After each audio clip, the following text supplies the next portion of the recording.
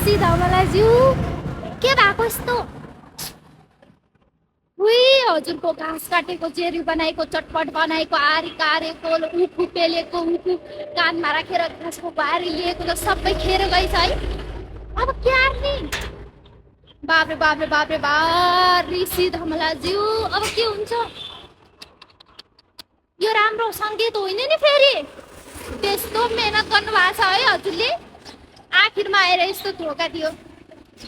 आखिरमा आएर म त के सोचेको थिएँ भनेपछि यो नेपालमा 77 वटै जिल्लामा 7 वटै प्रदेशमा जता पनि चुनाव भइरहेछ, जुनसुकै कुरामा कब्जामा पनि चुनाव भइरहेछ, त्यो सबै हार्छन् कि जित्छन् त्यो मतलब थिएन मलाई। बस मलाई यति मतलब थियो कि अरूले हारी पनि ऋषि धमलाज्यूले चाहिँ जित्नुहुन्छ। हजुरको त्यत्रो मेहनत, हजुरको त्यो लगनशीलता, हजुरको त्यो सहनशीलता देखेर त मलाई त लागेको थियो है हजुरको फिक्स जित्नुहुन्छ भन्ने चाहिँ लागेको थियो। आखिर किन यस्तो? कसरी के किन यस्तो? अब के हुन्छ त? के भएको?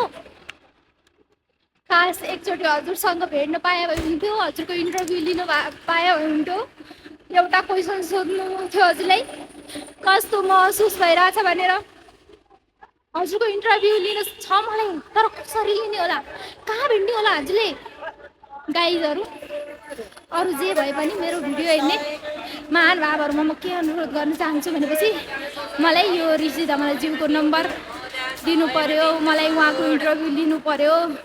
सो त्यही भएर चाहिँ अब चाहिँ म के अनुरोध गर्न चाहन्छु भनेपछि ऋषि धमलाज्यूलाई धेरै चिन्ता नगर्बक्स्यौ। जिन्दगीमा हार जित भन्ने हुन्छ ऋषि धमलाज्यू।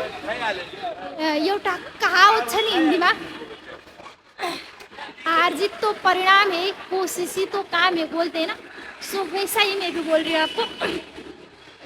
इसलिए फिक्र मत करो, टेंशन मत करो, जो होगा देखा जाएगा।